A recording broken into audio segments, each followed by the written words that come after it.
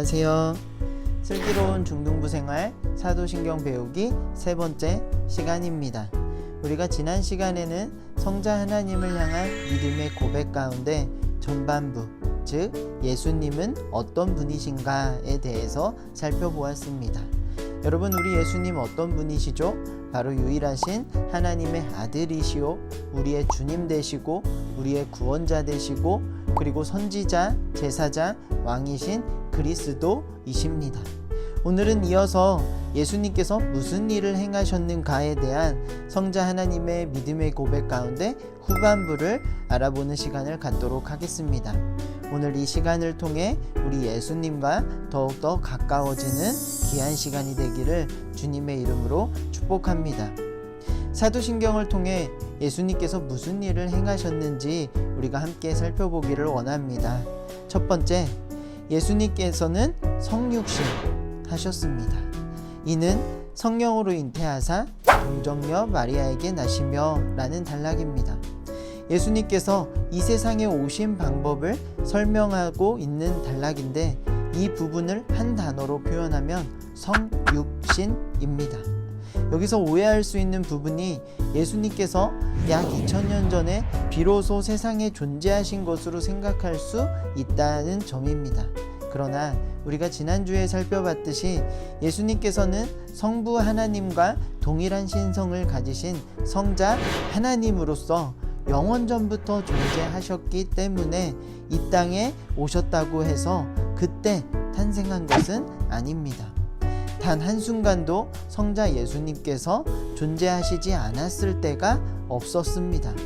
이 사실을 제대로 알고 그리고 믿은 상태에서 이 성육신 이 사건을 바라볼 수 있어야 합니다.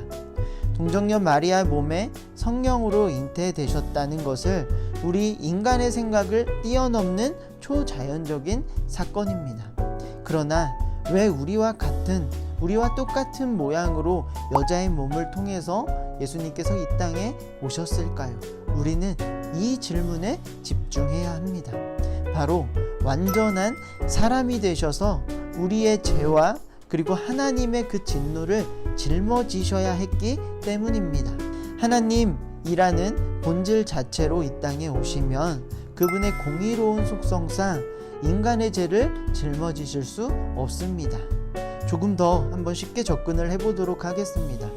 교도소에 죄수들이 모여서 이야기를 나누고 있었습니다. 한 죄수가 교도소에서 나가고 싶다고 제발 자신의 죄를 용서해 달라고 호소를 하고 있습니다.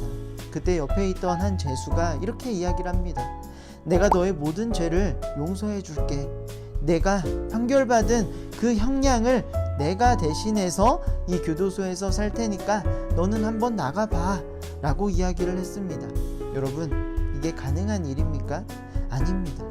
어떻게 죄가 있는 사람이 그 죄를 용서해주고 아무 일도 없었던 것처럼 이 모든 상황들을 만들 수 있겠습니까?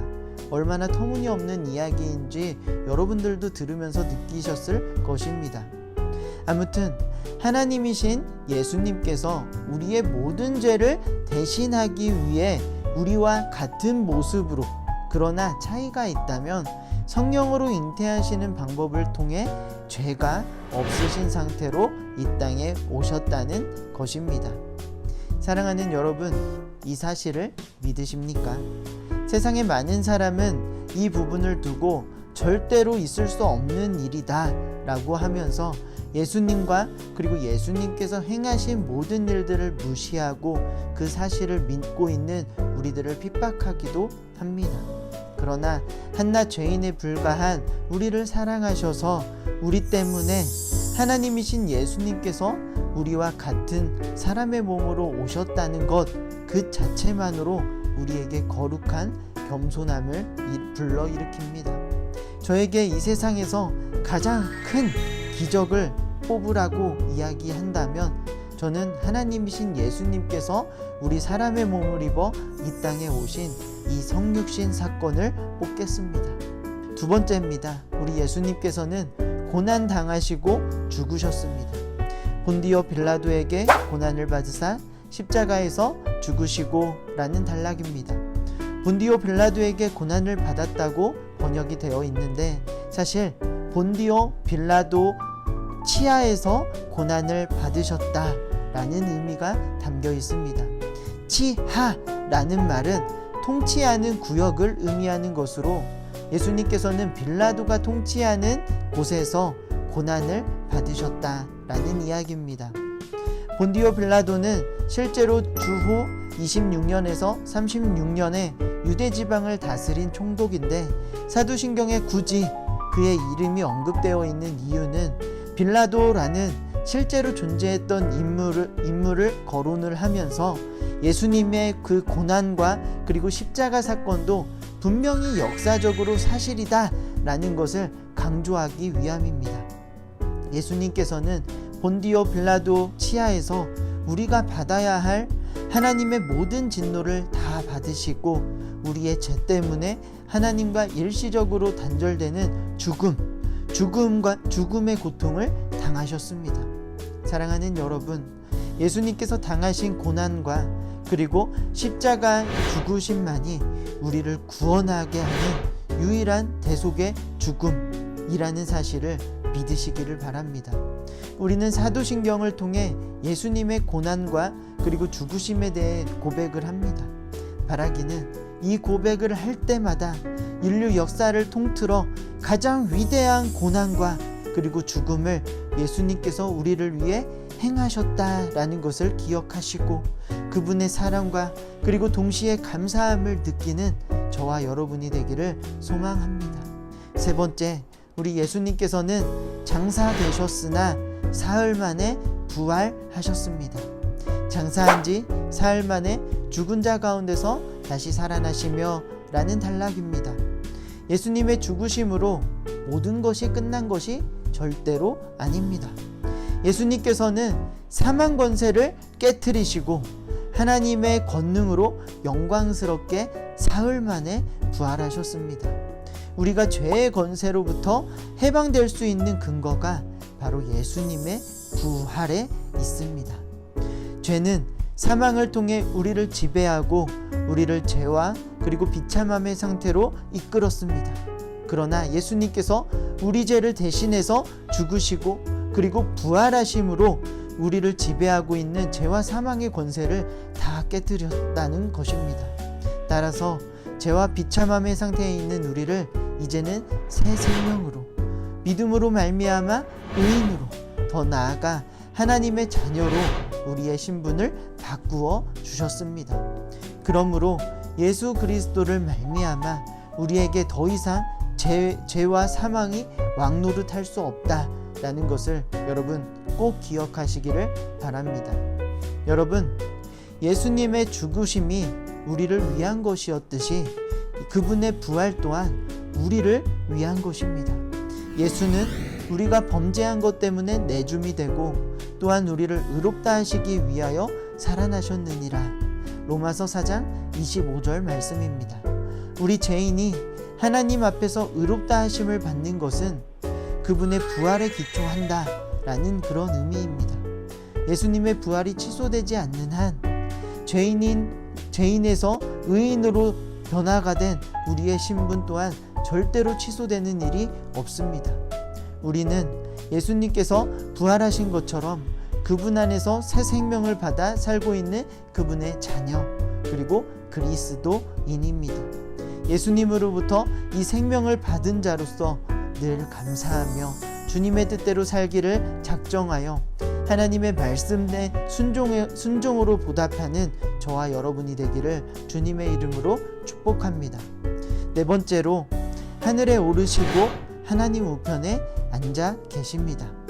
하늘에 오르사 전능하신 하나님 우편에 앉아 계시다가 라는 단락입니다. 부활하신 예수님께서 이 땅에 40일 동안 머무시다가 하늘로 올라가셨습니다.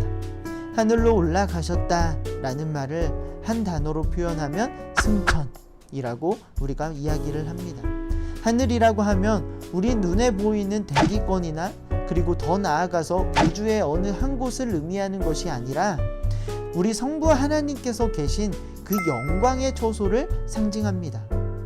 그래서 예수님의 부활하심과 더불어 예수님의 이 승천하심은 예수님의 지극히 높은 영광을 상징하는 것입니다.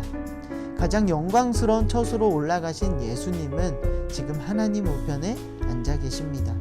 앉아서 가만히 계시는 것이 아니라 지난주에 살펴보았듯이 그리스도로서 선지자와 제사장과 그리고 왕의 직분을 우리를 위해서 여전히 수행하고 계십니다. 하나님의 말씀과 성령으로 우리에게 하나님의 뜻을 계시하시고 우리를 위한 유일한 중보자로 성부 하나님, 우리 아버지께 우리를 대신해서 강구하고 계시고 마지막으로 아버지께 받은 권능으로 교회와 그리고 온 세상을 공의롭게 다스리고 계십니다. 그런데 예수님께서 이런 일을 계속하시며 하나님의 우편에 계속 앉아 계시기만 할까요? 아닙니다. 앞으로 예수님께서 직접 행하실 중요한 사역 하나가 남아 있습니다. 마지막입니다. 예수님께서는 산자와 죽은 자를 심판하러 다시 오십니다. 저리로서 산자와 죽은 자를 심판하러 오시리라. 예수님께서 재림하실 때 산자와 죽은 자 모두를 심판하실 것입니다. 살아있는 자들은 그 상태로 영광스러운 부활체로 변형될 것이고, 그리고 이 땅에서 죽은 모든 사람들 그리고 악인과 의인 모두를 부활시켜 그리스도 심판대 앞에 세우시겠다라는 의미입니다.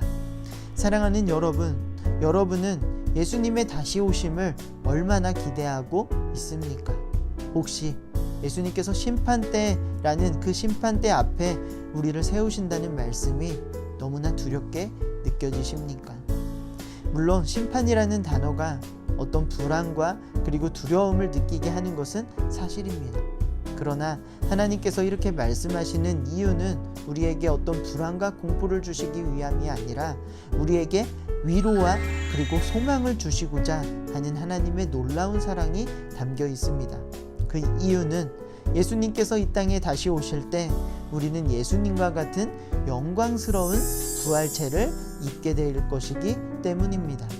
이 세상을 살아가면서 힘들고 지치고 때로는 좌절한다 라고 할지라도 소망을 가질 수 있는 까닭은 성자 예수님께서 다시 오시는 그날 완전한 하나님의 나라가 완성될 것이기 때문인 줄 믿습니다.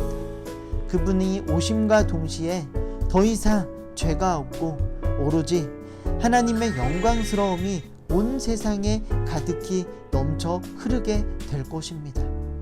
살아있는 자와 죽은 자를 심판하러 오시는 그 날은 그리스도를 모르는 자들에게는 치욕의 날이나 성삼위 하나님을 믿는 우리 그리스도인들에게는 가장 영광스러운 날이 될 것입니다. 예수님이 오시는 그날 삼위의 하나님을 함께 맞이하며 기쁨의 찬양을 부르는 우리가 되기를 간절히 소망합니다. 여러분, 오늘 강의를 정리하도록 하겠습니다. 우리가 두 번에 걸쳐서 우리 예수님이 첫 번째로 어떤 분이신지, 그리고 두 번째로 그분께서 어떤 일을 행하셨는지 우리가 살펴보았습니다. 우리 예수님은 하나님의 유일하신 아들이시오 우리의 주님과 구원자 되시고, 그리고 지금도 살아 역사하시는 그리스도이십니다. 이 예수님께서 친히 완전한 사람이 되셔서 우리 죄를 대신해서 고난을 당하시고 그리고 십자가에서 죽으셨습니다. 그러나 이 죽음으로 끝나는 것이 아니라 분명히 사흘 만에 부활하셨습니다. 그리고 하늘에 오르셔서 지금도 여전히 하나님 우편에 앉아 계셔서 우리를 위해서 그리스도의 직분을 수행하고 계십니다. 이 사실을 믿는 우리들은 이제 다시 오실 예수님을 간절히 기다리며 이 세상을 살아가야 합니다. 우리는 이 세상에서 살아가고 있으나 분명히 구별된 그리스도인이요 하나님의 자녀입니다. 하나님의 자녀다운 삶을 살아내는 저와 여러분이 되기를 바랍니다. 이 세상의 삶이 너무나 지치고 힘들다고 할지라도 마지막 그날에 이 땅에 다시 오셔서 살아있는 자와 그리고 죽은 자를 심판하실 그 예수님을 우리가 묵묵히 기대하며 기다렸으면 좋겠습니다. 그날이 오면 우리의 모든 눈물을 우리 예수님께서 친히 닦아주시며 가장 영광스러운 자리로 우리를 인도하여 주실 것입니다. 사도신경을 매주 묵상하고 고백하면서 우리 예수님이 어떤 분이신지 그리고 어떤 일들을 행하셨는지를 우리가 끊임없이 묵상하고 이 묵상을 통해서 우리에게 주시는 참된 위로와 그리고 기쁨이 가득 넘치기를 주님의 이름으로 간절히 축복합니다. 다음 주는 마지막 시간입니다. 마지막까지 힘내시고 한 주간도 주님 안에서 늘 승리하는 우리 중등부 여러분이 되기를 기도하겠습니다. 우리 다음 주에 만나겠습니다. 안녕.